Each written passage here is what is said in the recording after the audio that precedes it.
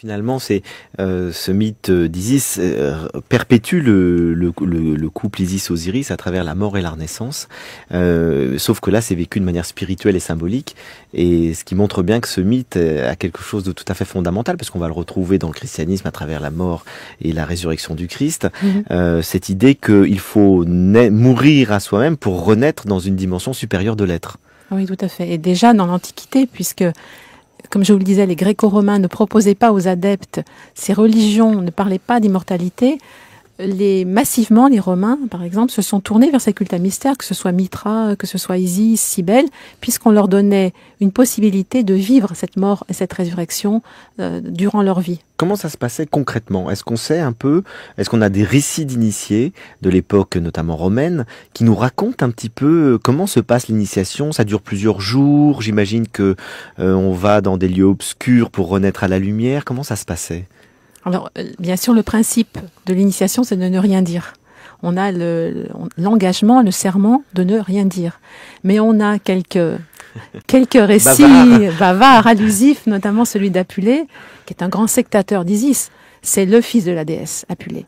Dans les Métamorphoses, dans l'Âne d'or, qui est un récit que j'invite chacun à lire, qui est quelque chose de profondément transformateur aussi à lire, et où Apulée raconte qu'il était un jeune et léger jeune homme et qu'il avait blessé la déesse, qu'il transforme en âne. Donc l'âne, c'est à la fois l'animal de la sagesse, mais aussi elle le fait régresser à son animalité. Et là, grâce à une démarche qu'il va faire envers la déesse, il va vivre à travers cette initiation sa mort et sa renaissance. Et il nous dit effectivement qu'il y avait un jeûne assez long, qu'on était isolé, qu'on jeûnait, et qu'ensuite on était amené, on mettait une tunique blanche, on était un futuriste, un impétrant, et qu'on traversait les éléments, des épreuves à travers les éléments dont on ne sait rien, ces épreuves, mais que si on arrivait à traverser ces épreuves, c'est-à-dire à mourir à soi-même, on arrivait à ce fameux seuil de Proserpine qui devait, par une mise en scène, je pense, assez psychologiquement effrayante, dramatique, confronter l'âme et l'être à sa propre mort. Ça va être quelque chose d'assez terrifiant. Est-ce que tout le monde passait le cap? Ce n'est pas sûr. Mais Apulée le passe et il, comme tous ceux qui l'ont passé, il ressort comme un nouvel enfant. Il est renatus, il est rené et il ressort comme un être nouveau, renaissant, comme un nouveau soleil, exactement comme dans le mythe d'Isis et d'Osiris. Et il sort, il est couronné, etc. Il y a des chants et des processions. On sait qu'un certain nombre de philosophes ou de poètes grecs et romains, comme Platon, Cicéron, ont été initiés au culte à mystère.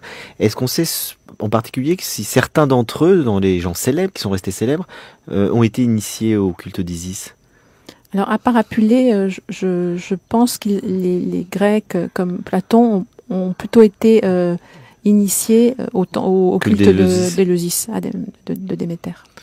Est-ce que ça s'est perpétué? C'est-à-dire, c'est un mystère, donc forcément on ne le saura pas, mais ça s'est perdu à quel moment? Est-ce qu'on le sait? Ou est-ce que ça continue? Enfin, est-ce qu'il y a encore des initiations qui se font sans que nous le sachions vraiment précisément? Ou alors ça s'est perdu, mais à quel moment? Alors je pense que dès la christianisation de l'Empire romain, ça s'est complètement perdu et ça a même été pourchassé violemment. On a rasé les temples d'Isis. Voilà, hein, on a rasé. Et même, il y aurait beaucoup à dire aussi sur on va dire, l'accueil que les empereurs romains ont fait à Isis. Certains étaient très pro-Isis, d'autres anti-Isis. Il y a eu, même sous l'Empire romain, des moments où les temples d'Isis à Rome et dans l'Empire romain ont été détruits.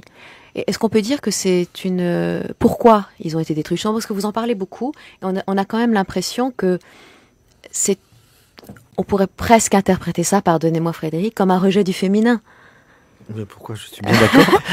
Non, mais parce que voilà, je vous oui, est-ce qu'on peut avoir une lecture comme ça? Parce qu'on a quand même l'impression, quand vous dites qu'elle a été, pourquoi un tel culte, qui n'a quand même rien de dangereux, devrait être rejeté, si ce n'est que elle représente quand même la puissance du féminin?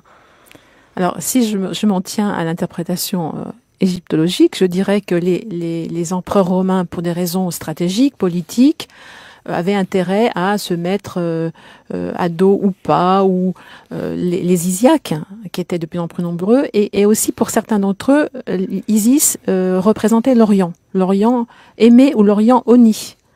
Alors, on pourrait aussi développer l'histoire d'Antoine et Cléopâtre, puisque Cléopâtre était considérée par certains empereurs romains comme une catin, l'Orient dans toute sa débauche. Donc Isis, du même coup, était considéré comme un culte de dépravé, enfin avec une idéologie orientale, hein, ce qui veut tout dire pour les Romains. Mais en réalité, c'est une réalité. Mais sur le plan symbolique, je suis d'accord avec vous. Je vais dans votre sens, Lélie. Je pense effectivement qu'il y avait quelque chose de l'ordre de la peur, puisque cette déesse était très puissante. Elle avait le pouvoir, la puissance, je dirais pas le pouvoir que l'on peut donner aux hommes, mais elle a la puissance, celle qui permet de rendre divin ou royal un homme. C'est-à-dire de faire accéder au trône un homme.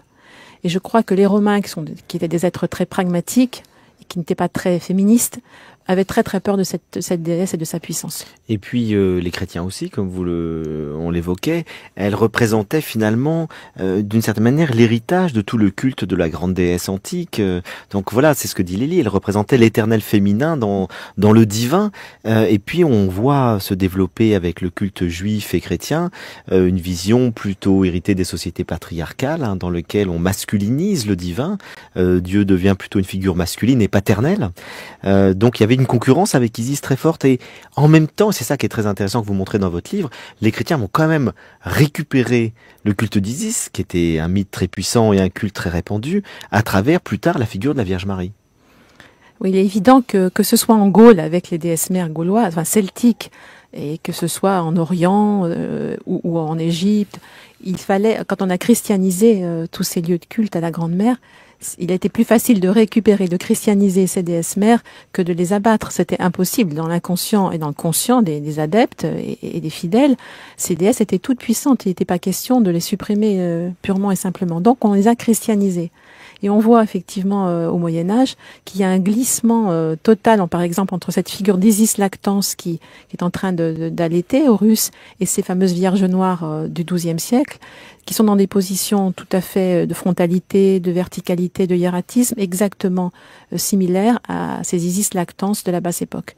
Et on voit qu'il y a dans la figuration déjà plastique, on voit qu'il y a quelque chose de complètement similaire, et dans la symbolique, ces Vierges noires n'ont rien de Madone de la Renaissance. Hein. Elles ne sont pas de belles jeunes filles comme ça prépubères, si je puis dire, ou tout juste pubères. Ce sont des femmes, des idoles païennes. Elles ont des visages androgynes, de grandes mains. Elles sont noires, ou elles vieillissent avec le temps. Et ce sont ces idoles, c'est la Grande Mère alchimique. Hein. On voit que l'on est dans l'ordre de quelque chose de profondément transformateur.